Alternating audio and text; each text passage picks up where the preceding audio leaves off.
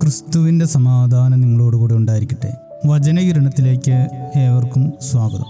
ദൈവപ്രീതി സമ്പാദിക്കുന്നതിനായി വ്യത്യസ്ത രീതികൾ അവലംബിച്ച രണ്ട് സുഹൃത്തുക്കളുടെ കഥ. ഒരാൾ കഠിനമായ ഉപവാസത്തിൻ്റെ പാതയിലൂടെ തപസ് അനുഷ്ഠിച്ചു. ഭക്ഷണവും വെള്ളവും പൂർണ്ണമായും ഉപേക്ഷിച്ച് തൻ്റെ കായക്ലേശത്തിലൂടെ ദൈവത്തെ പ്രീതിപ്പെടുത്താമെന്ന് അയാൾ കരുതി. എന്നാൽ രണ്ടാമൻ ചെയ്തത് മറ്റൊന്നായിരുന്നു. അയാൾ ഭക്ഷണത്തോടുള്ള തൻ്റെ അമിതമായ ആർത്തി നിയന്ത്രിച്ചു. അത്യാവശ്യത്തിന് മാത്രം ഭക്ഷിച്ച് തൻ്റെ സാധാരണ ജീവിതചര്യകളിൽ ദൈവത്തെ ഓർത്തുകൊണ്ട് അയാൾ വ്യാപരിച്ചു. എന്നാൽ അത്ഭുതമെന്ന് പറയട്ടെ, ദൈവദർശനം ആദ്യം ലഭിച്ചത് ആ രണ്ടാമനാണ്.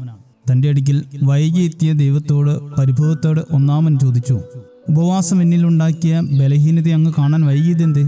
ഞാനല്ലേ കൂടുതൽ കഠിനമായ തപസ് അനുഷ്ഠിച്ചത്. എന്നിട്ടും എന്തുകൊണ്ടങ്ങ് ആദ്യം എന്നിൽ പ്രസാദിച്ചില്ല?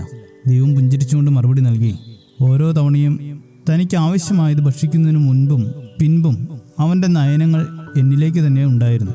പക്ഷേ നിന്റെ ദൃഷ്ടിയാകട്ടെ നിന്നിൽ തന്നെ ഉറച്ചു നിന്നു. നമ്മുടെ നോമ്പിൻ്റെ തപസ് എപ്രകാരമായിരിക്കണമെന്ന് ഈ കഥ വ്യക്തമാക്കുന്നു.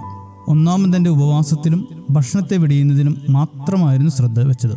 ആ ത്യാഗം അയാളെ തൻ്റെ തന്നെ പ്രവൃത്തികളിൽ അഹങ്കരിക്കുന്നവനാക്കി മാറ്റി. എന്നാൽ രണ്ടാമൻ ഭക്ഷണത്തിലല്ല ശ്രദ്ധിച്ചത്, മറിച്ച് ദൈവത്തിലായിരുന്നു.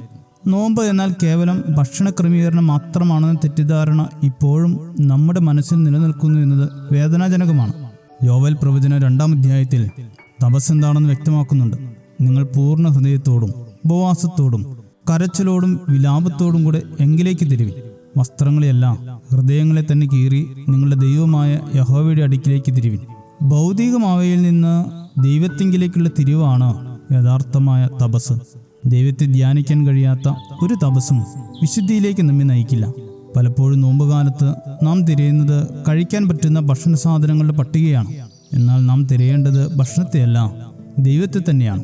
നമ്മുടെ ഉപവാസം നമ്മെ തളർത്താനല്ല, മറിച്ച് നമ്മുടെ ഉള്ളിലെ ദൈവീകതയെ ഉണർത്താനായിരിക്കണം. ബാഹ്യമായ ത്യാഗങ്ങൾ ചെയ്യുമ്പോഴും നമ്മുടെ ഹൃദയം ദൈവത്തിലേക്ക് തിരിയുന്നില്ലെങ്കിൽ ആ തപസ് വെറുമൊരു പ്രദർശനം മാത്രമായി അവശേഷിക്കും. ഭക്ഷണത്തേക്കാൾ വലിയ സത്യം ദൈവമാണ് തിരിച്ചറിയുന്നതാണ് യഥാർത്ഥ ഉപവാസം.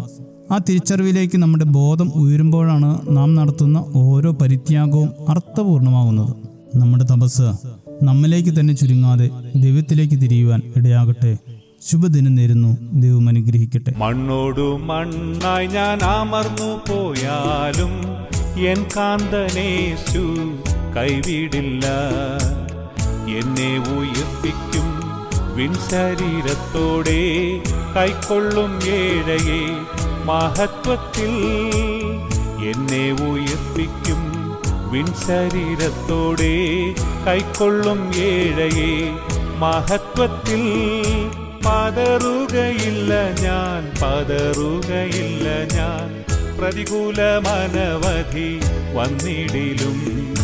വീഴുകയില്ല ഞാൻ, വീഴുകയില്ല ഞാൻ, പ്രലോഭനമനവധി വന്നിടിലും. എൻ കാന്തൻ കാത്തിടും, എൻ പ്രിയൻ പോറ്റിടും, എൻ നാഥൻ നടത്തിടും അന്ത്യം വരെ. എൻ കാന്തൻ കാത്തിടും, എൻ പ്രിയൻ പോറ്റിടും, എൻ നാഥൻ നടത്തിടും അന്ത്യം വരെ.